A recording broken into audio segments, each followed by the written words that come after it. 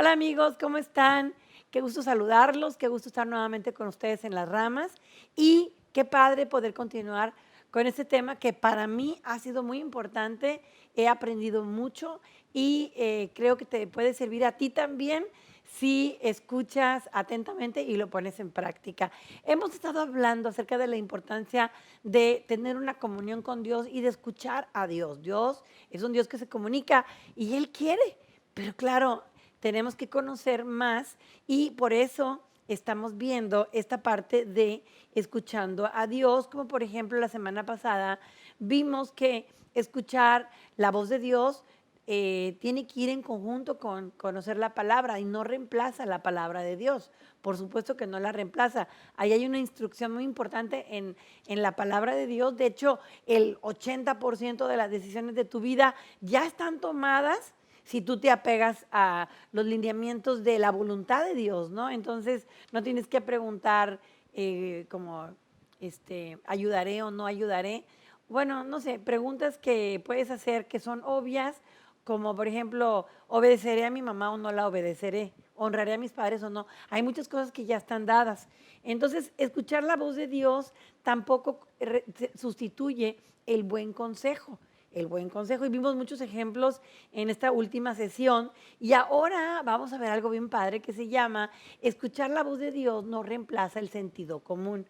Claro que luego dicen que el sentido común es el menos común de los sentidos, porque a veces la verdad es que los seres humanos hacemos cada cosa que dices tú, oye, pero si el sentido común te dice esto, ¿no?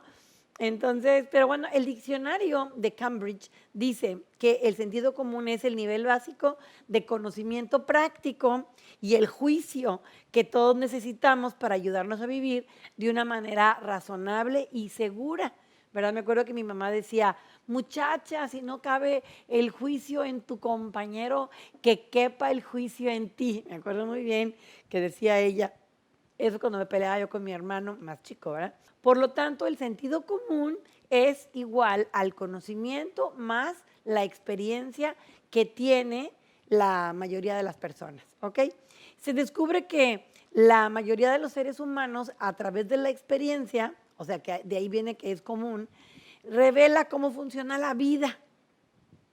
¿Cómo funciona la vida? Estas leyes también son de Dios, las leyes naturales de Dios.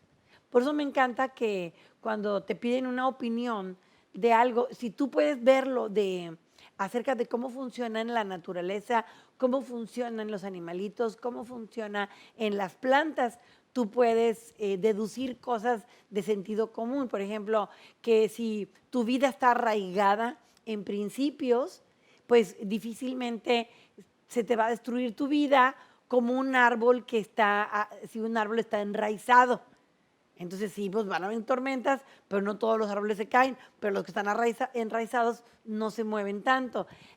Sí me explico, es como sentido común, inviértele a tus raíces, ¿ok? A tus principios. Bueno, algo así. A mí me gusta mucho usar esas analogías.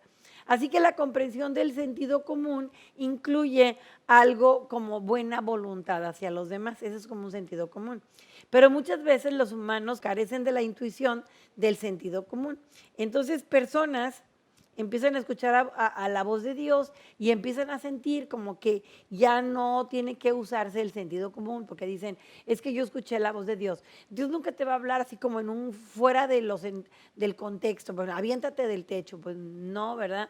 Entonces, en la escritura te voy a leer casi como la definición de Cambridge, pero no es la definición de Cambridge, es el proverbio 3, 21 a 23, como definición del sentido común. Mira lo que dice, hijo mío, conserva el buen juicio. No pierdas de vista la discreción. Te serán fuente de vida, te adornarán como un collar. Podrás recorrer tranquilo tu camino y tus pies no tropezarán. Dios no quiere que suprimamos el sentido común. De hecho, nos anima a aprender tanto sobre las maneras prácticas de este mundo, las cuales fueron diseñadas para funcionar y para que vivamos en armonía. ¿Ok? De esta manera descubriremos la seguridad y la protección con respecto al fracaso. Sin embargo, a veces las instrucciones de Dios parecen desafiar el sentido común. Por ejemplo, cuando nosotros nos venimos de México, o sea, la verdad no parecía que tenía sentido. Hasta mi mamá, que es súper, es sensible y es eh, previsora y todo, decía, no, es que no les conviene venirse para Victoria, están mejor allá.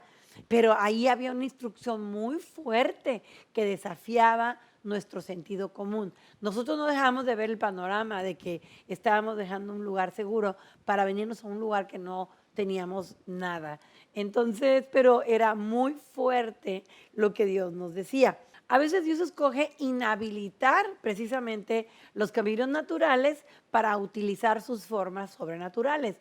Cuando algo como esto, que es como cuando le dijo a Pedro que caminara sobre el agua, es el sentido común que te dice, te vas a ahogar, porque además estaba la tormenta. Pero él le dijo, ven. Entonces, cuando Dios desafía este sentido común, es para manifestarse de una manera sobrenatural en forma de un milagro. Entonces, número uno, Dios hace eso y le llamamos milagro. ¿Ok? Es un milagro precisamente porque no es común. Si fuera todos los días, como si decimos, ¿quién quiere ver un milagro todos los días? Bueno, pues si tuvieras un milagro todos los días, ya no fuera milagro porque es algo como no tan común o no tan cotidiano. Es algo sobrenatural. Eh, Cuando alguien necesita un milagro todos los días, bueno, todavía aquí habría que preguntar qué tipo de milagro, si es un milagro de supervivencia o es un milagro de conquista. Si fuera un milagro de supervivencia, yo no quiero tener un milagro todos los días de supervivencia, porque quiere decir que yo no estoy responsable, que mi árbol no está produciendo, digamos, y que estoy necesitando de la ayuda externa de alguien más. Entonces, habla un poco de madurez también. Pero cuando es un milagro de conquista, bueno, a lo mejor ahí tú necesitas tener el favor sobrenatural de Dios continuamente para lograr propósitos, para lograr tu visión, lo que Dios te ha puesto, ¿no? Entonces, te quiero dar 3 razones por las cuales existen los milagros.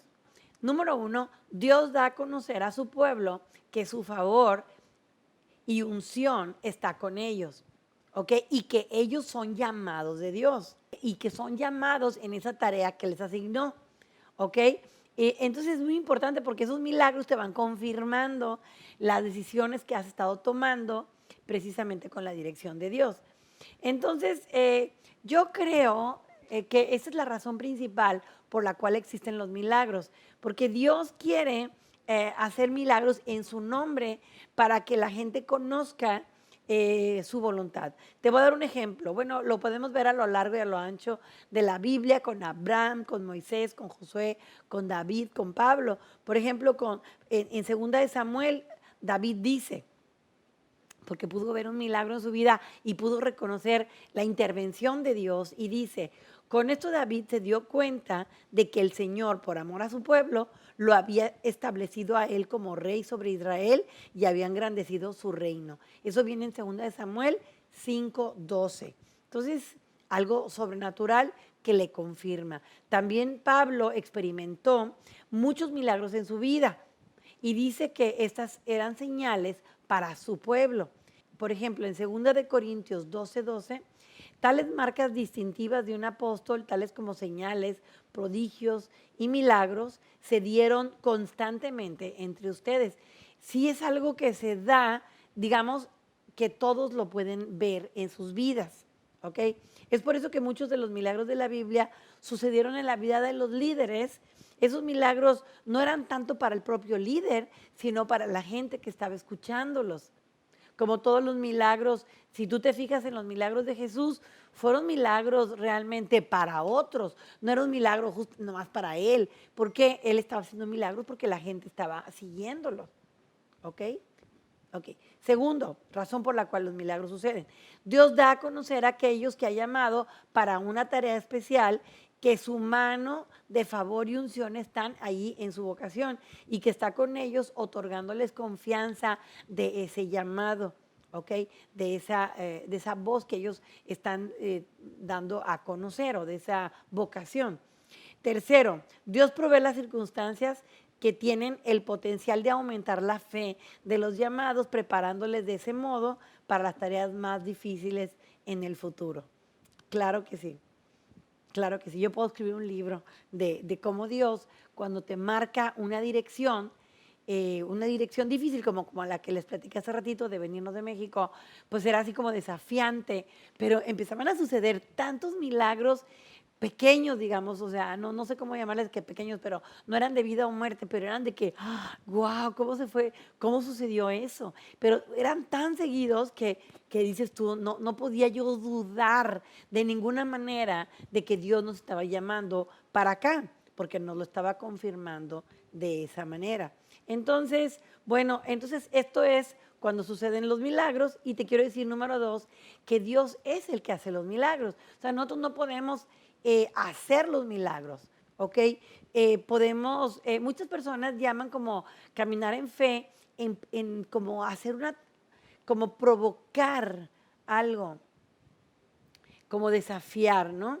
Y no debemos desafiar a Dios, porque podemos ver el ejemplo en Mateo cuando Satanás desafía a Jesús y le dice, pues a ver, aviéntate del abismo. Al cabo, y citó el Salmo 91, al cabo los ángeles no van a dejar que te caigas. Dice que a los ángeles mandará cerca de ti para que no tropieces con piedra y para que te sostengan en sus brazos. Entonces, sí era cierto, pero estaba tentando a Jesús y realmente si Jesús ahí se hubiera aventado en esa tentación, yo no sé si Dios lo hubiera respaldado. No lo sé, porque era una tentación. Hace días una persona me dijo, cuando me vio con mi cubrebocas, me dice, ¿qué pasó, pastora? ¿No tiene fe?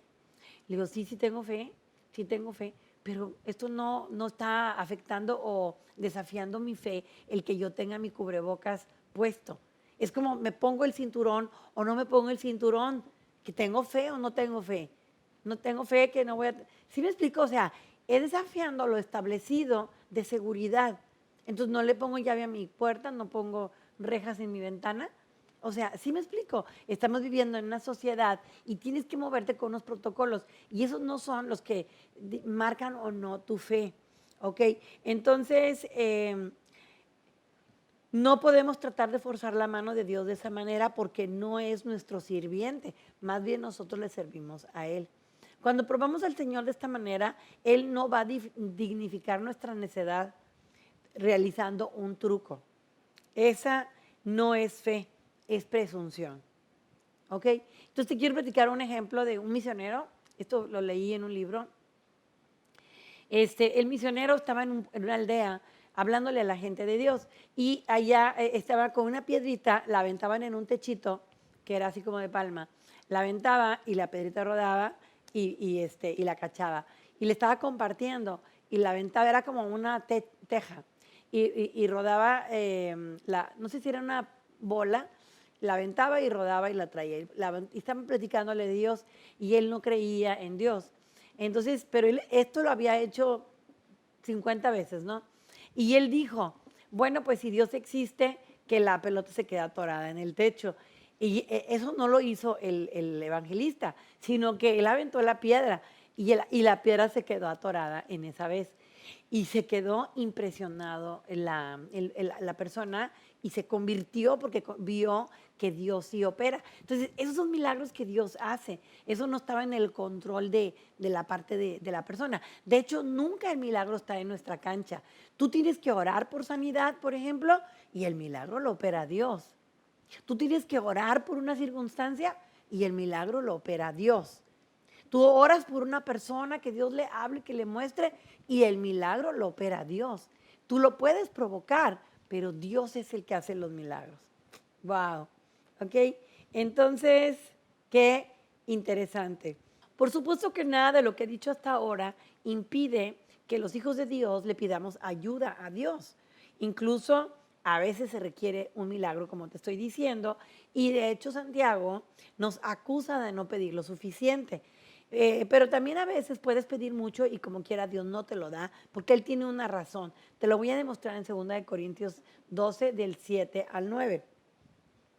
Dice, y para que la grandeza de las revelaciones no me exaltase desmedidamente, me fue dado un aguijón en mi carne, un mensajero de Satanás que me abofeté para que no me enaltezca sobremanera respecto a lo cual 3 veces he rogado al Señor que lo quite de mí. Te quiero poner en contexto. Pablo, de toda la Biblia, fue la persona que más revelación, del Nuevo Testamento, que más revelaciones tuvo. De hecho, él tuvo una experiencia de ir al tercer cielo, conoció a Jesús personalmente. Como dice, si en el espíritu no lo sé, si en la carne no lo sé, pero yo tuve esta gran visión. Entonces, él tuvo una gran visión y tenía tremendas revelaciones, tremendas. Pero él tenía algo en sus ojos, una enfermedad en los ojos, porque tú puedes leer toda la secuencia de sus cartas y de repente pone, vean con cuán grandes letras les escribo. Y en otro lugar dice, gracias por recibirme y que no les dio como asco recibirme. Yo me imagino que le salió algo en el ojo o lagaña o rojo, o sabe Dios qué le habrá salido en el ojo, a lo mejor un tumor, no lo sé, pero él le rogó a Dios que le quitara este aguijón en la carne, o sea, una molestia en su carne. Pero Dios no se lo quitó y le decía todo el tiempo, Pablo, bástate mi gracia, bástate mi gracia, bástate mi gracia. Entonces, esto es algo muy importante porque Pablo era una persona al principio bastante arrogante y Dios no quería que desmedidamente se le subieran los humos, sino este sufrimiento que tenía en su cuerpo, que no es una enfermedad que Dios manda, pero no se la quitó para que no se creyera demasiado.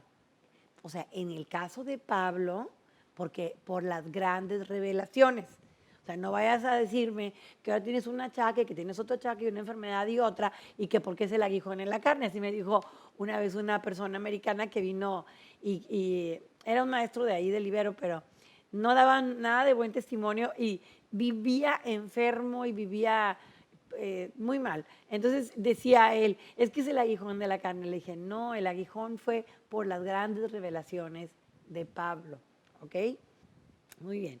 Resumen, lo que estamos diciendo es que no podemos torcer o forzar la mano de Dios para realizar un milagro, ni que en última instancia podemos decidir en el nombre de Dios que Él va a hacer tales milagros. No podemos decir, Dios te va a hacer el milagro, vas a ver, porque, o en el nombre de Jesús tú vas a recibir un milagro. Tú no puedes decidir eso. Tú oras por la persona, pero tú no puedes decidir el milagro. ¿Está muy claro en eso? Muy bien, entonces hasta aquí lo vamos a dejar ahora y vamos a continuar en nuestra siguiente sesión. Espero que te haya servido, que te haya ilustrado, que te haya edificado y nos vemos en la siguiente sesión. Que Dios te bendiga.